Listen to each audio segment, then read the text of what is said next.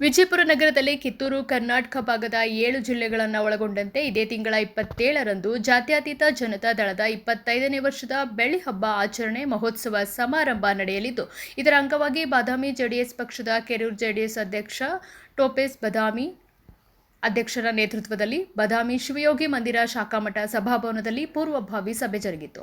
ಈ ಸಭೆಯನ್ನು ಉದ್ದೇಶಿಸಿ ಬಾಗಲಕೋಟ ಜಿಲ್ಲೆಯ ಜಾತ್ಯತೀತ ಜನತಾ ದಳದ ಪಕ್ಷದ ಅಧ್ಯಕ್ಷರು ಹನುಮಂತ ಮಾವಿನ ಮರದ್ ಸಭೆಯನ್ನು ಉದ್ದೇಶಿಸಿ ಮಾತನಾಡಿ, ಜೆಡಿಎಸ್ ಪಕ್ಷಕ್ಕೆ ಕಾರ್ಯಕರ್ತರೇ ಜೀವಾಳ. ಸತತ 25 ವರ್ಷಗಳಿಂದ ಪಕ್ಷ ಸಂಘಟಿಸಿ ಬೆಳೆಸಿ ದೇವೇಗೌಡರಿಗೆ ಪ್ರಧಾನಮಂತ್ರಿ ಮಾಡಿ, ಕುಮಾರಸ್ವಾಮಿಯವರಿಗೆ ಕರ್ನಾಟಕ ರಾಜ್ಯದ 2 ಬಾರಿ ಮುಖ್ಯಮಂತ್ರಿ ಮಾಡಿ, ಇವತ್ತು ಈ ದಿನದಲ್ಲಿ ಕೇಂದ್ರ ಕ್ಯಾಬಿನೆಟ್ ಸಚಿವರನ್ನಾಗಿ ಮಾಡಿ ಬಲ ತುಂಬಿದ್ದೀರಿ. ಇದೇ ರೀತಿ ಬಾದಾಮಿ ಮತಕ್ಷೇತ್ರದ ಜಾತ್ಯತೀತ ಜನತಾ ದಳದ ಕಾರ್ಯಕರ್ತರು ಬಾದಾಮಿ ಮತಕ್ಷೇತ್ರದಲ್ಲಿ ಪಕ್ಷ ಸಂಘಟಿಸಿ ಬೆಳೆಸಿ ನನಗೆ ಶಕ್ತಿ ತುಂಬಿದ್ದೀರಿ. 2 ಚುನಾವಣೆಗಳಲ್ಲಿ ನನಗೆ ಸಾಕಷ್ಟು ಮತಗಳನ್ನು ಹಾಕಿಸಿ ನನ್ನನ್ನು ಬೆಳೆಸಿದ್ದೀರಿ. ಪಕ್ಷ ಸಂಘಟಿಸುವ ಸಮಯದಲ್ಲಿ ಪಕ್ಷದ ಕಾರ್ಯಕರ್ತರು ಸಾಕಷ್ಟು ನೋವು ಅಪಮಾನ ಅನುಭವಿಸಿದ್ದೀರಿ. ಎಲ್ಲ ಅವಮಾನ ಮರೆತು ಮನಗುಂದದೆ ನನ್ನ ಮೇಲೆ ಮತ್ತು ಜೆಡಿಎಸ್ ಪಕ್ಷದ ಮೇಲೆ ಅಭಿಮಾನವಿಟ್ಟು ಈ ಪೂರ್ವಭಾವಿ ಸಭೆಗೆ ಸಾಕಷ್ಟು ಕಾರ್ಯಕರ್ತರು ಸೇರಿ ಕಾರ್ಯಕ್ರಮ ಯಶಸ್ವಿಗೊಳಿಸಿದ್ದೀರಿ. ಈ ನನ್ನ ಮೇಲೆ ಅಭಿಮಾನಕ್ಕೆ ನಾನು ಚಿರಋಣಿ ಎಂದು ಮನದಾಳದ ಮಾತನ್ನ ತೋಡಿಕೊಂಡರು. ಅವರು ಮುಂದುವರೆದು ಮಾತನಾಡಿ, ಕರ್ನಾಟಕ ರಾಜ್ಯದಲ್ಲಿ ಘಟಾನುಘಟಿ ನಾಯಕರಾದ ರಾಮಕೃಷ್ಣ ಹೆಗಡೆ, ಯಡಿಯೂರಪ್ಪ ಪ್ರಾದೇಶಿಕ ಪಕ್ಷ ಕಟ್ಟಿ ಸಂಘಟಿಸದೆ ವಿಫಲಗೊಂಡದ್ದು ಉದಾಹರಣೆ ನೋಡಿರಬಹುದು. ಆದರೆ ದೇವೇಗೌಡ ನೇತೃತ್ವದ ಜಾತ್ಯತೀತ ಜನತಾದಳ ಪ್ರಾದೇಶಿಕ ಪಕ್ಷ ಪರ, ರೈತರ ಪರ, ಕನ್ನಡ ನಾಡು, ಕನ್ನಡ ಭಾಷೆ, ಕನ್ನಡ ನೆಲ, ಜಲ, ಕನ್ನಡಿಗರ ಸಮಸ್ಯೆಗಳಿಗೆ ಸ್ಪಂದಿಸಿ ಕರ್ನಾಟಕ ರಾಜ್ಯದ ಕೃಷ್ಣಾ ಮೇಲ್ದಂಡೆ ಯೋಜನೆ ಜಾರಿಗೊಳಿಸಿ ಭೂಮಿಗಳಿಗೆ ಯೋಗ್ಯವಾದ ಬೆಲೆ ನೀಡಿ ಸಂತ್ರಸ್ತರಿಗೆ ನಿವೇಶನ ನೀಡಿದ ಕೀರ್ತಿ ದೇವೇಗೌಡರಿಗೆ ಸಲ್ಲುತ್ತೆ. ಅಷ್ಟೇ ಅಲ್ಲದೆ ಕುಮಾರಸ್ವಾಮಿಯವರ ನೇತೃತ್ವದ 2 ಬಾರಿ ಅವಧಿ ಆಡಳಿತದಲ್ಲಿ ಜನತಾ ದರ್ಶನ, ಗ್ರಾಮ ವಾಸ್ತವ್ಯ, ರೈತರ ಸಾಲ ಮನ್ನಾ, ನೇಕಾರರ ಸಾಲ ಮನ್ನಾ, ಏಡ್ಸ್ ರೋಗಿಗಳಿಗೆ ಮನೋಸ್ಥೈರ್ಯ ತುಂಬುವ ನಿಟ್ಟಿನಲ್ಲಿ ಏಡ್ಸ್ ರೋಗಿಗಳ ಮನೆ ವಾಸ್ತವ್ಯ ಮಾಡಿದಲ್ಲದೆ ಅನೇಕ ಜನಪರ ಯೋಜನೆಗಳನ್ನು ಜಾರಿಗೊಳಿಸಿದ ಕೀರ್ತಿ ಕುಮಾರಸ್ವಾಮಿಯವರಿಗೆ ಇದೆ.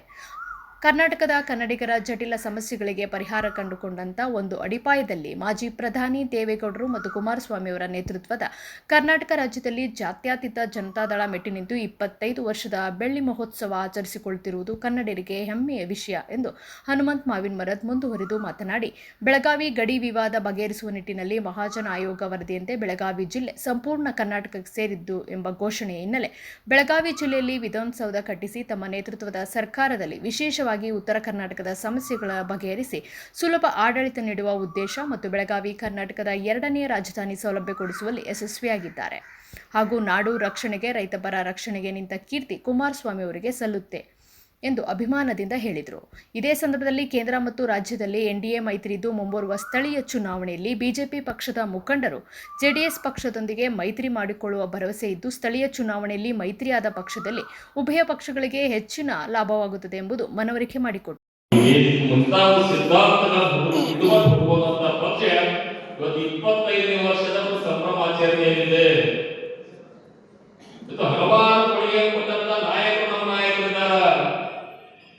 ಅವರಿಗೊಂದು ಸಮಾವೇಶ ಮಾಡೋದ್ರ ಮುಖಾಂತರ ಗೌರವ ಸಮರ್ಪಣೆ ಮಾಡಬೇಕಾಗಿದೆ. ಸನ್ಮಾನ್ಯ ದೇವೇಗೌಡರಿಗೆ ಎಲ್ಲರೂ ಕೂಡ ಗೊತ್ತಿರಲಿ.